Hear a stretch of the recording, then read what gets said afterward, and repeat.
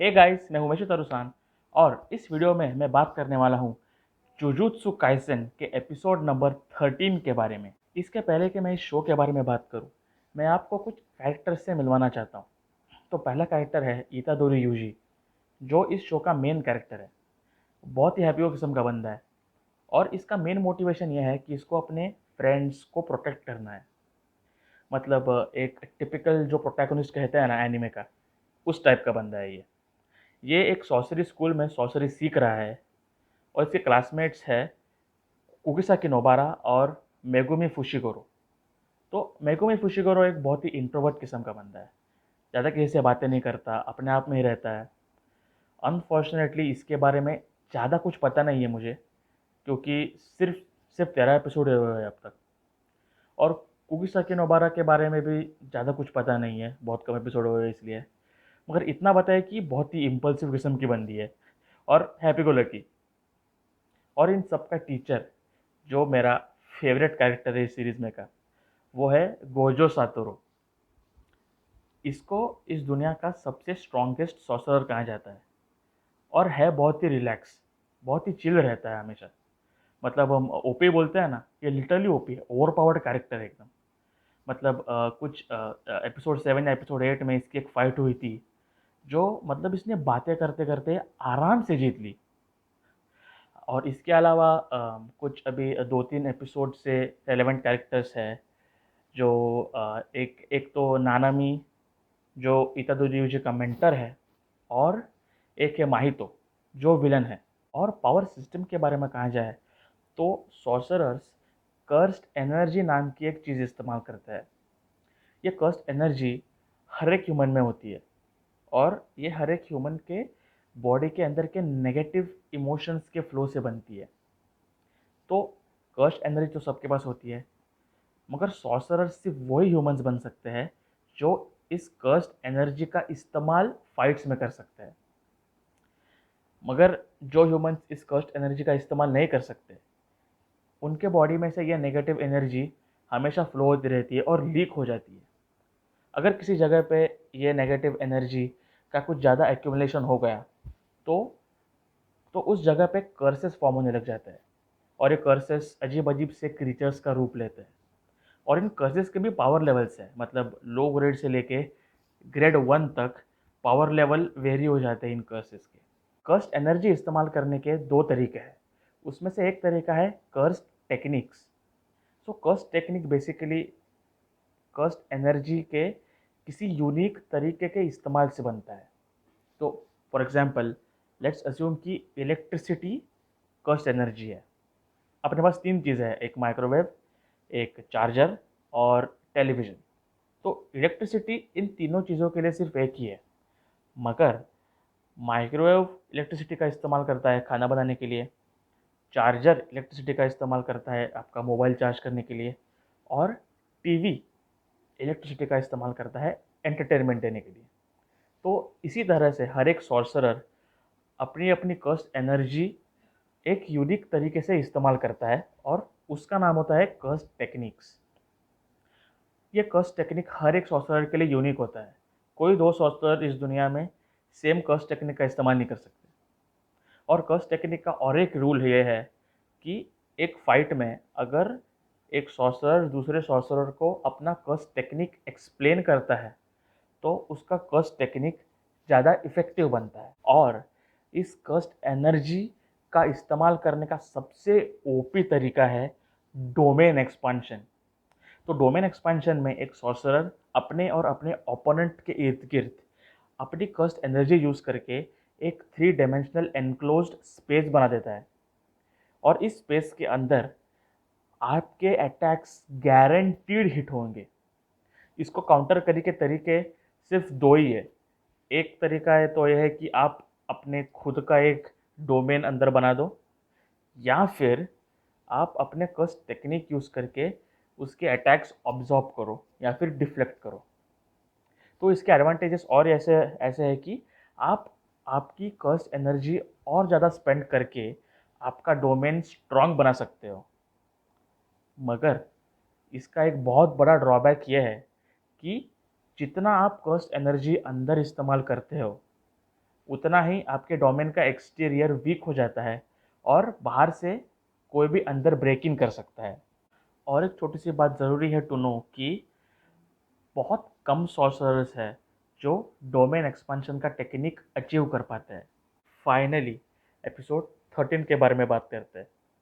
इतादोरी के अंदर सुकुना नाम का एक कर्स रह रहा है जिसको किंग ऑफ ऑल कर्सेस कहा जाता है। माहितो और उसके सुपीरियर्स का ये प्लान है कि सुकुना को वो अपने साइड पे ले ले और सुकुना के साथ सारे के सारे सॉर्सरर्स के ऊपर वॉर डिक्लेयर कर दे। यही गोल अचीव करने के लिए माहितो इतादोरी को एक स्कूल के प्रेमाइसेस में ल्योर करके लाता है और इतादोरी को असिस्ट करने के लिए नानामी वहाँ पे पहुँच जाता है। तो इस फाइट का जो स्टार्ट है वो एपिसोड 12 में हुआ और इस एपिसोड में इस फाइट का कंक्लूजन हमें देखने को मिला। नानामी का कर्स टेक्निक ये है कि वो अपने ओपोनेंट के बॉडी पे एक वीकनेस क्रिएट करके उसको अटैक करता है। इतादोरी का कर्स टेक्निक अब तक हमको पता नहीं है क्या है।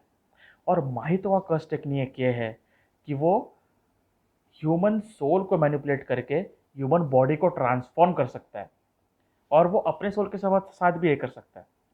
तो नेचुरली जब वो किसी ह्यूमन की बॉडी पूरी तरह से ट्रांसफॉर्म कर दे तो उस बॉडी ट्रांसफॉर्मेशन के प्रेशर से वो ह्यूमन कुछ ही पलों में मर जाता है। और इसके वजह से ही नानामी और इतादोरी माहितो को उतना अटैक नहीं कर पाते क्योंकि लेट्स से नानामी माहितो के बॉडी के ऊपर एक वीकनेस क्रिएट करके उसको अटैक करने जा रहा है, मगर उसी पल माहितो वो आइडेंटिफाई करके अपने खुद का सोल और अपने खुद के बॉडी को ट्रांसफॉर्म करके वो वीकनेस इररिलेवेंट बना देता है। तो इस इस तरीके से माहितो इतादोरी और नानामी को काउंटर करके उनसे फाइट कर रहा है। मगर माहितो के टेक्निक में एक छोटा सा वीकनेस ये है कि जब वो अपनी बॉडी ट्रांसफॉर्म करने वाला होता है तब वो कर्स्ड एनर्जी स्टोर करता है और उस पल उसको अटैक किया जा सकता है। और यही वीकनेस आइडेंटिफाई करके इतादोरी और नानामी उसको मारने लगता है और डोमिनेट करने लगता है।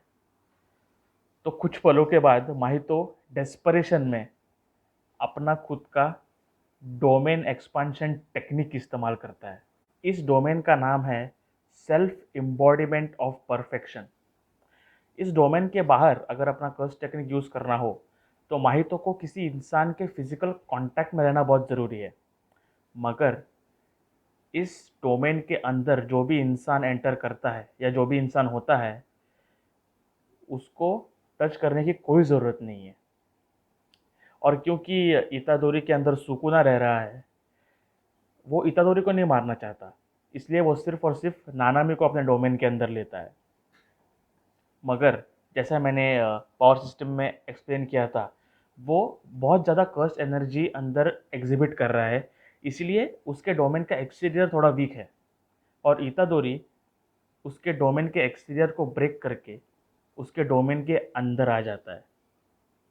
अब ये बात जानना बहुत ज़रूरी है कि इसके डोमेन के अंदर वो हर एक सोल के कांटेक्ट में है और इस डोमेन के अंदर इस वक्त 4 सोल्स है।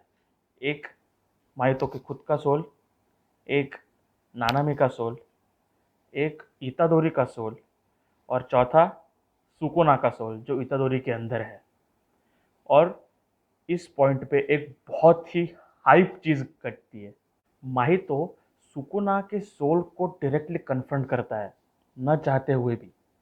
और क्योंकि Sukuna king of all curses है और क्रेजी पावरफुल है, सुकुना इमीडिएटली माहितो को काउंटर करके उसको एक फेटल इंजरी दे देता है और उसका डोमेन डिस्ट्रॉय हो जाता है।